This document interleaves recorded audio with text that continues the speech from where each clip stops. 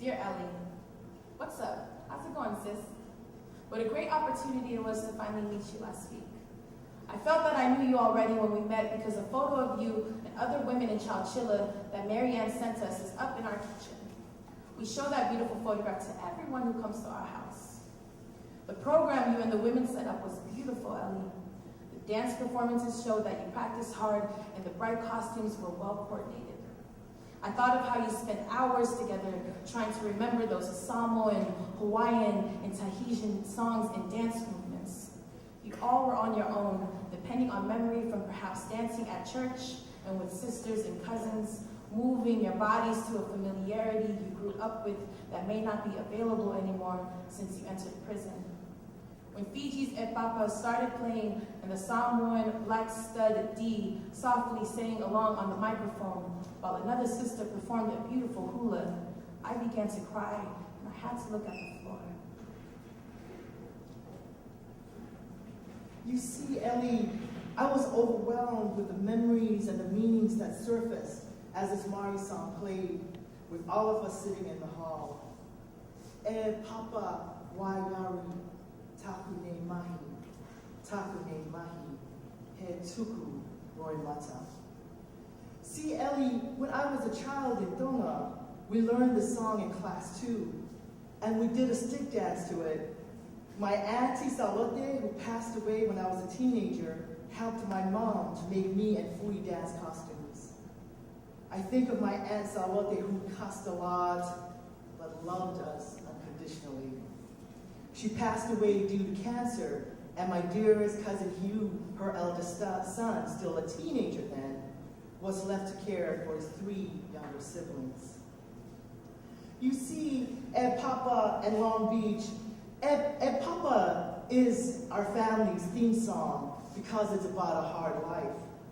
When it comes to heartaches and difficulties, Ellie, I think you and I and our sisters in Chowchilla State Prison have a lot in common. And Papa will be our song. It's our Pacific Island, Oceania family theme song. In the beauty of its storytelling, it reveals the heartbreak we have lived and the love we hold onto in this life. Ellie, I don't speak Mari, but I know Tongan, and I can pick up the essence of the meaning of the song.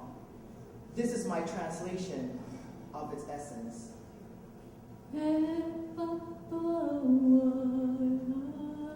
My love, there is only sadness.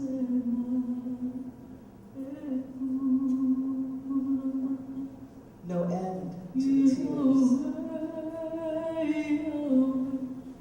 Oh Lord, I will perish.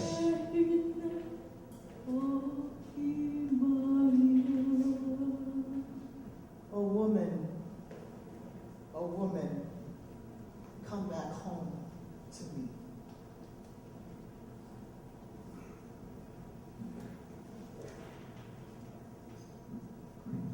When I heard that song at Chowchilla, Ellie, my heart jumped. I was lifted back to Salt Lake City, hanging out with my oldest brother, drinking and playing cards and chopping onions and cilantro to garnish the tacos his wife Lisa prepared before the tacos turned cold. A threat of infidelity would escalate to the cops knocking on the doors. I was back in Glendale, Salt Lake City, cuddled in my blankets during the winter, and yet another house we were squatting at with my homegirl Mia, who passed away. This was before her 3 boys and my son. In between poems and hits on the joint, Mia would smile and say, "That was cool." It reminded me of the time my sister Fui and her ex-husband were living in Frisco. Papa would be bumping from the speakers of Mo's Ford while he was driving through the mission to pick Fui up from work. Nico and I would be along for the ride. All of us would feel safe and proud that Oceania music was so gorgeous and could evoke so much feeling. On Friday nights, Mo and Fui drank wine and listened to Papa, talking about Cal football and the Raiders. Now on Friday nights, my sister still drinks wine, and while Papa plays, she feels something that brings her to tears.